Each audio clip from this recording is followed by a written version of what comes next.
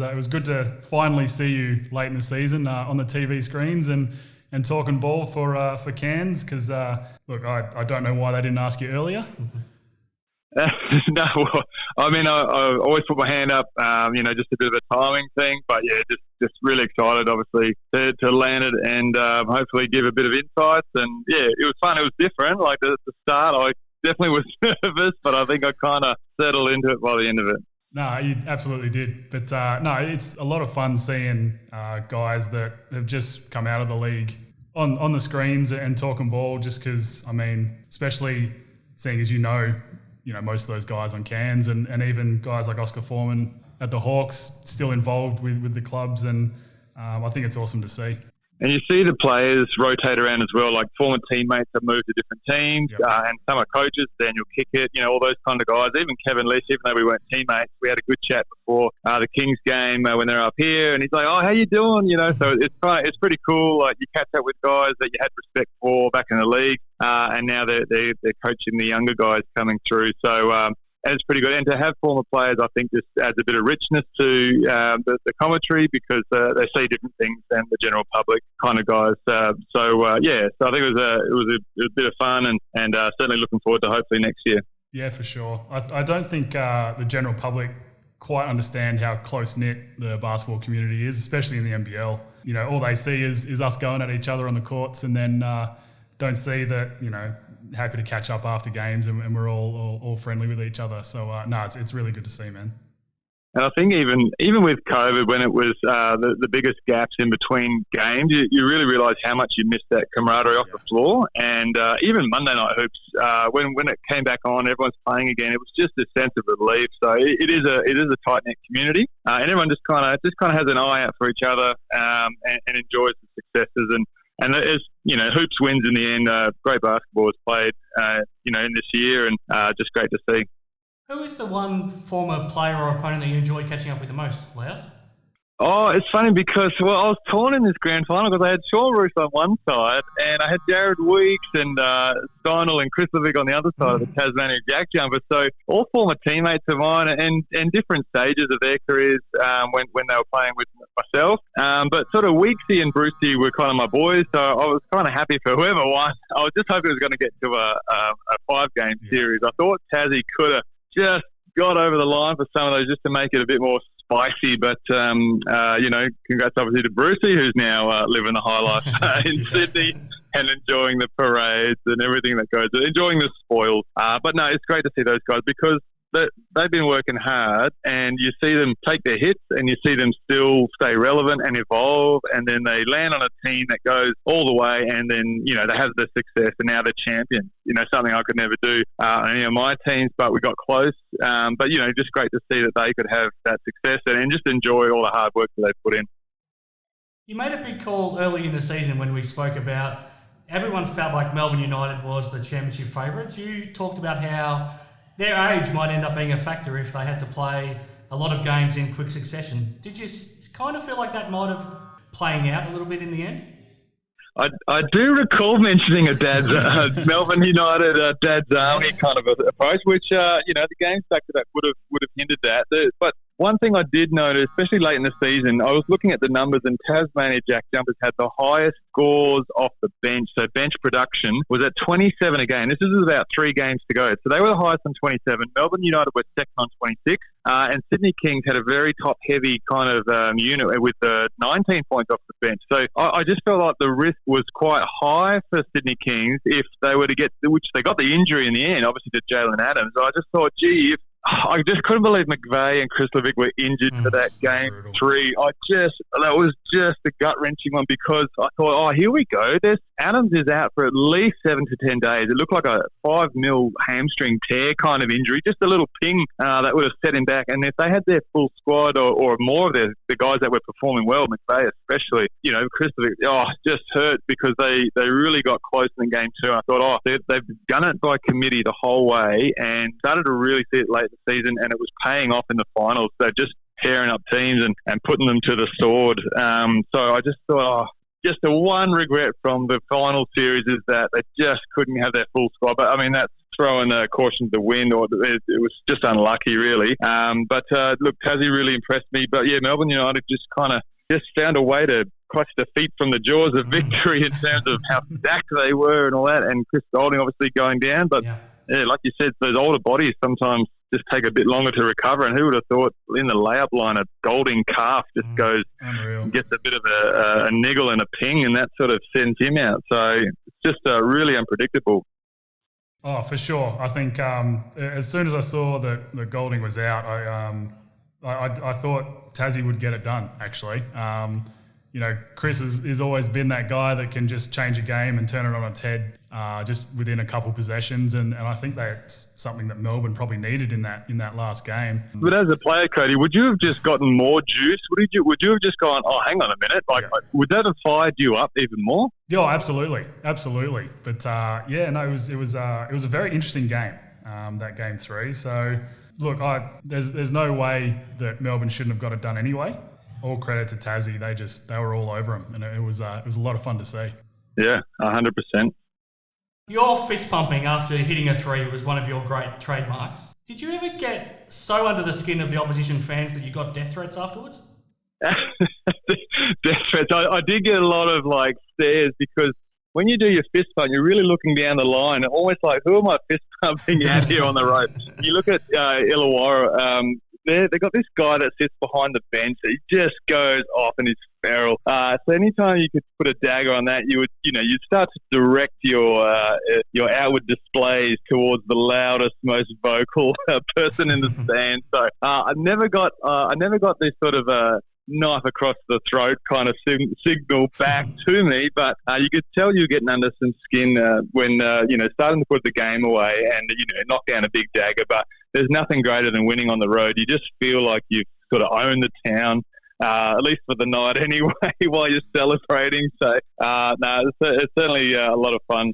To show the fans that you're excited about making buckets on their home floor. Yeah, well, to piggyback off that, you guys certainly had a fairly loud and crazy fan sitting behind the opposition bench for the years I was in the league. It was always fun trying to listen to timeouts because he'd be in there just screaming at us. It was always a lot of fun. He's a funny guy because he hasn't been there for a few years now, but he would wear a Hawaiian shirt, the Mamba Hawaiian shirt. His name was John the Yank. He was a crazy character.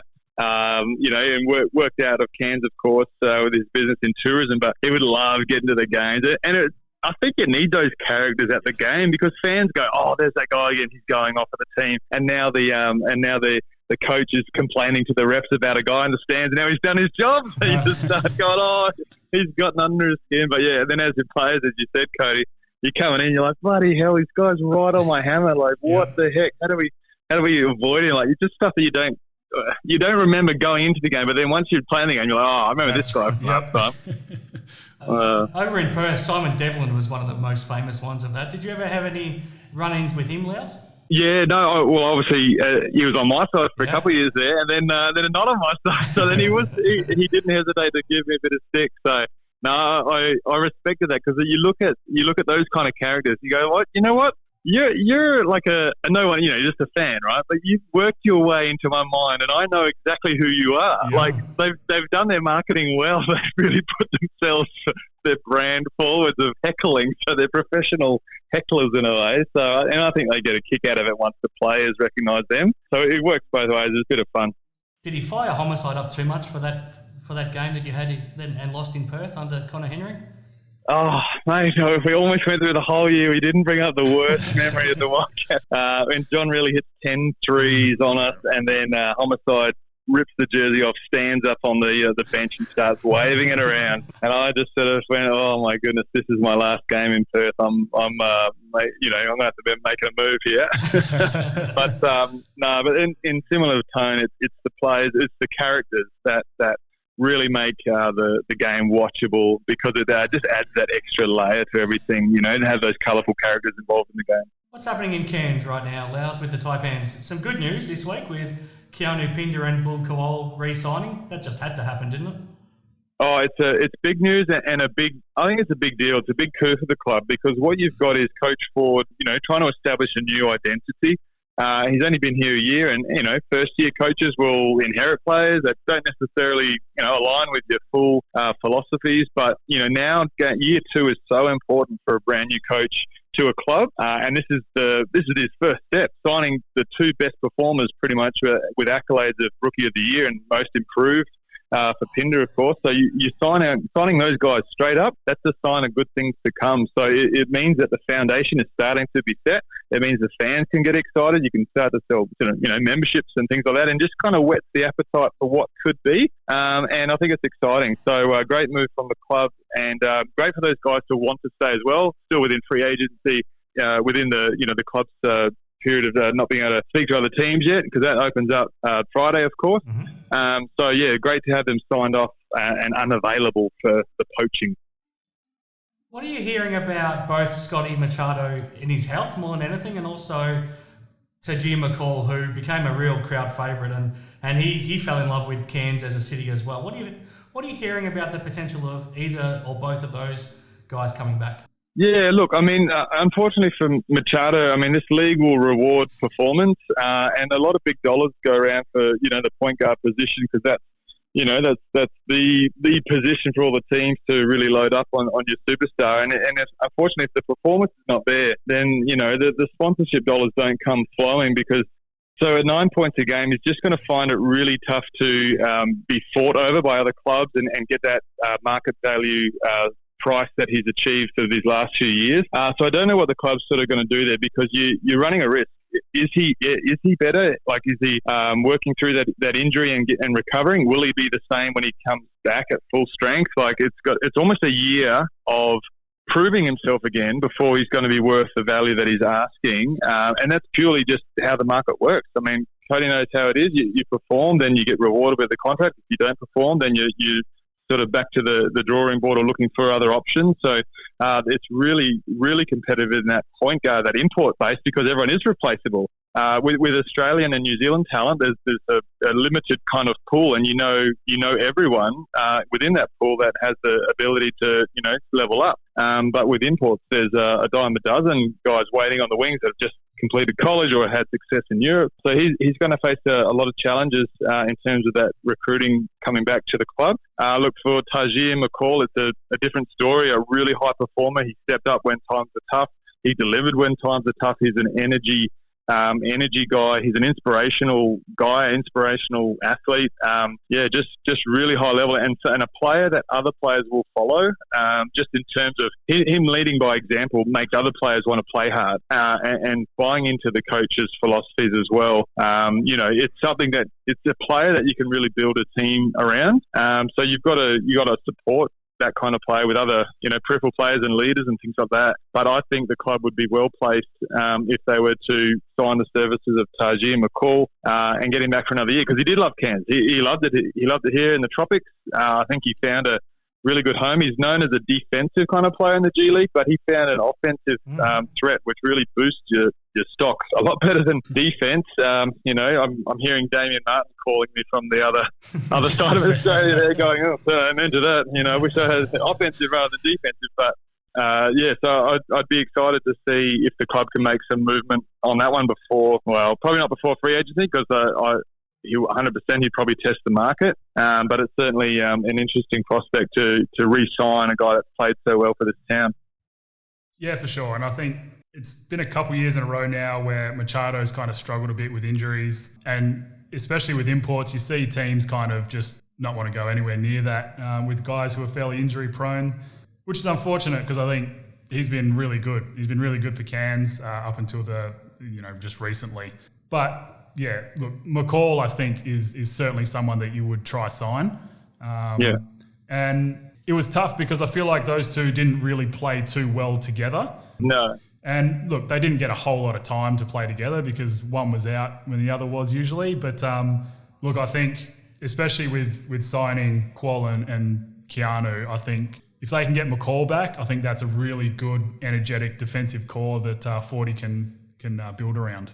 I think you're right. I think the youth and the less prone to injury kind of approach seems to be the style that a club like Taipans with some budget limitations are going to have to. They're going to run lower the risk as much as possible. You don't have the luxury to get Machado and also get your backup guys like a Cleveland and all these high end kind of guys to build around him and just nurse Machado through to full health. We don't have that. You need production right now. You need it this game. You don't need it. I can't afford to wait. So they need production for their dollars straight away.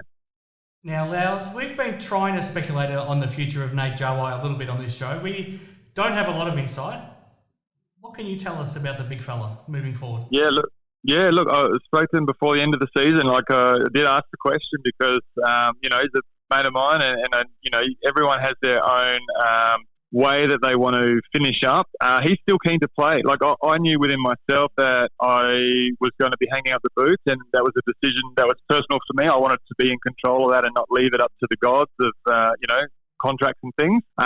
Nate's still happy to have a reduced role. He's probably 10 to 13 minutes a game. He's happy to play a 5-minute role, a little bit like the Barlow role at Melbourne United. So he still feels like he's got a lot sort of to give, a lot to offer, and happy to be more of that coach on the sidelines as a player and just help some of these young guys through, their young professional careers. So he's certainly not hanging up the boots or making noises like that. So I think, it's exciting for him to, come to that conclusion as well. Because like I said, it is a personal thing and one that players, you can feel it as you get older. You're like, getting a bit older. It's like, hang on a minute, what do I do? Do I, will I get re-signed? Will I have to make a move, all that kind of thing. So the fact that he's playing, in the NBL1 and playing for Darwin, Salty, something different, something fresh, maybe, trying to find that little bit more energy and that kind of thing and just see what shakes. Just something different, just to mix it up. I think watch the space for Nate Jawai. I don't think he's done yet.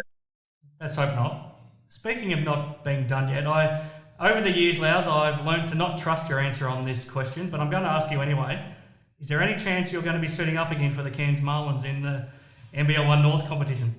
Chris, you're really breaking up. I can't quite. Was it audio? No.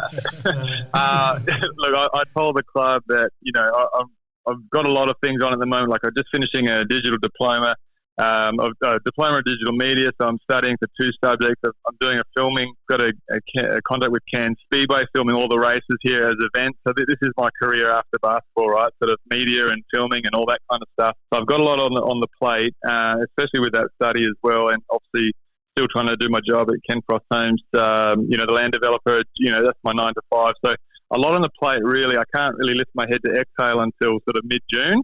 Also have a family, take out of that what you will, but I'm definitely not available until I lift my head up for air. So, so watch the space, but don't watch it too closely is what I'm saying.